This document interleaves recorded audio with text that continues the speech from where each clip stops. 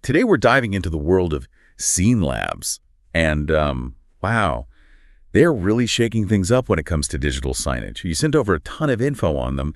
And this is not just like your average billboard stuff. We're talking interactive displays, data analysis. It's a whole thing. Yeah, it's really impressive how they're combining like really advanced technology with, really smart communication strategies. It's not just about being flashy. It's about creating these like really tailored experiences for people. Okay, so before we completely geek out on all the tech stuff, let's back up a bit. You sent over info on their digital table tents, car top LED panels, and even the software that, makes it all work. What was the first thing that jumped out to you? Honestly, those car top LED panels are kind of blowing my mind. It's like something out of like a futuristic movie, but it's real. Imagine a bunch of cars driving around, and their roofs are basically giant moving billboards. And the messages change, like depending on the time of day or even the neighborhood they're in. Wait, are we talking about predicting crimes now, too? Yeah. I mean, that's kind of cool, but also kind of creepy, right? Like, how targeted can these messages get?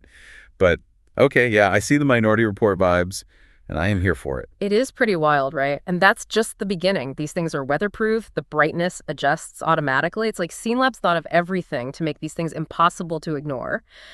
But they're also practical for businesses, which is key. So it's not just about, slapping an ad on a car and hoping for the best. There's actual strategy involved here. Yeah. What about those digital table tents? Those seem like they could be a total game changer, especially for restaurants. Totally. Imagine you're sitting at a table, right?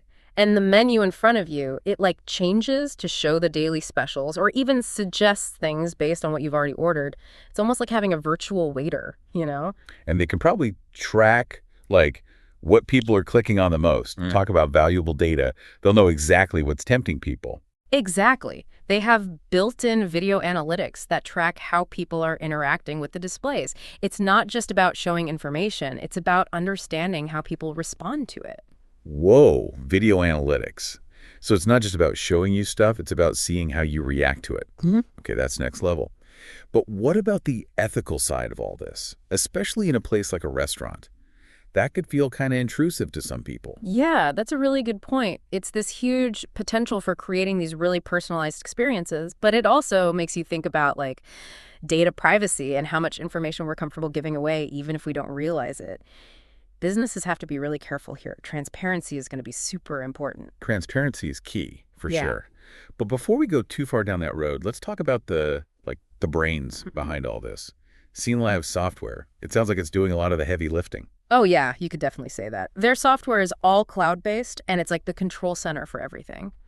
Imagine managing hundreds of screens all in different spots, all from one place. It's kind of wild. Okay, so we're talking serious power here. Huh. But we've only, scratched the surface of what this tech can actually do, right? I mean, you sent over stuff about retail, hospitals. It seems like the possibilities are kind of endless. Yeah, totally. That's what makes it so cool, honestly. We've talked about restaurants and cars, right? But think about this. You walk into a museum, and instead of those boring old labels next to everything, they have these interactive displays.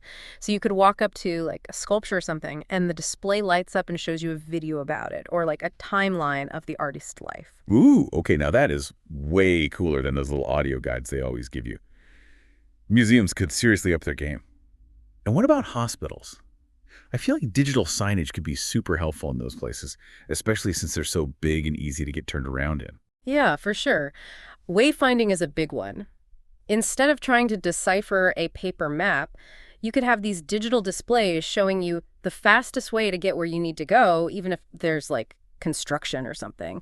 Plus, think about those waiting rooms. Instead of just watching the clock, you could have screens showing, calming nature scenes or actually helpful info about different medical conditions. Okay, so instead of being super stressed out because you're lost and waiting for who knows how long, you're actually learning something. It's like tricking people into absorbing information, which is kind of genius when you think about it.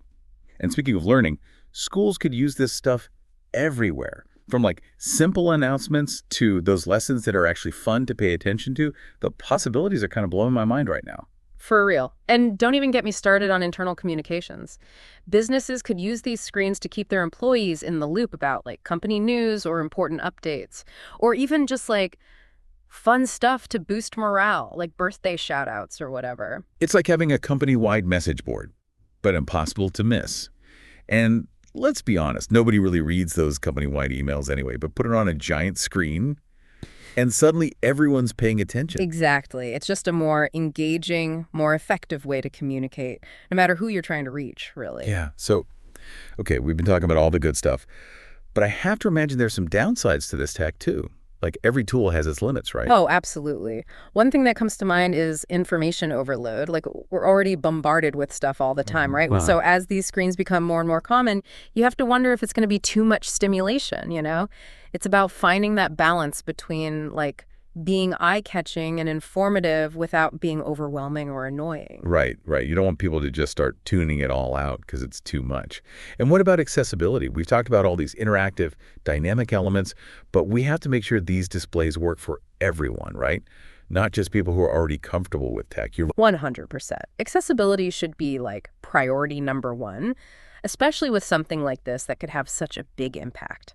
We're talking about things like making sure the text is big enough to read, offering different formats for visual stuff, and just generally making sure the interfaces are user-friendly for everyone. It's about making sure nobody gets left behind, basically. Now, let's circle back to something we touched on earlier, the whole personalized advertising thing. It's clearly a huge part of what SeenLabs is doing, but it definitely raises some eyebrows, you know? Yeah. Like, on the one hand, it's kind of cool to think about seeing ads for things you actually care about. Yeah. But then there's that whole thing where it's like, wait, how do they know that? It can be a little unnerving. Yeah, for sure. It's that whole they're listening to me feeling, even if you know they're probably not, probably. Like, imagine you're walking through the mall, right? And you see an ad for the exact same shoes you were just looking at online. It's like, convenient, maybe, but also, whoa, hold on a minute. Yeah, like, did my phone just tell that billboard to show me that? I'm onto you, cookies. Okay, I'm being dramatic, but it does make you wonder about the whole data sharing thing. Like, this tech is really forcing us to think about privacy in a whole new way, isn't it? Totally. And I think as consumers, it's important to be aware of that, you know? Yeah. Like, what are we giving away without even realizing it? But let's maybe shift gears a little bit and talk about the bigger picture, like public spaces. We're so used to just seeing regular signs everywhere, right? Billboards, street signs, those flyers people put up on every surface imaginable. What if all of that became digital? Like, what if it was constantly changing and reacting to things? Oh, okay. So instead of just walking by a boring old bus stop, it's like a constantly changing art installation or something. Exactly. Or imagine you're walking through a park and the digital displays are showing you info about local events or like historical facts about the area. It could change the whole way you experience a place. See, that's a much more optimistic way to think about it. And you know what? It could be a game changer for tourism, too. Forget those clunky audio guides. Give me interactive maps and fun facts that pop up as I'm walking around a new city. Right. It could make traveling so much more engaging, especially if you don't know the area very well or you don't speak the language. It's like having a personal tour guide, but way more high-tech. Okay, so we've covered a lot of ground here. We talked about the tech itself, what it can do, some of the ethical stuff. What's the main takeaway here? What's the big so what? Honestly, I think the biggest takeaway is that SeenLabs, they're not just a digital signage company. They're kind of leading the way in a communication revolution, you know? Like, they're changing how we interact with information with each other, with everything, really. And as this stuff keeps developing, it's going to bring up even bigger questions about, like, data privacy, the future of advertising, even just the way we think about public space in general. It's a lot to unpack. It's definitely a lot to think about. So next time you're out and about and you see one of these digital displays, maybe take a second look. Don't just walk by. Think about the message, the tech behind it, the impact it could have. Because the future of communication is right there in front of us.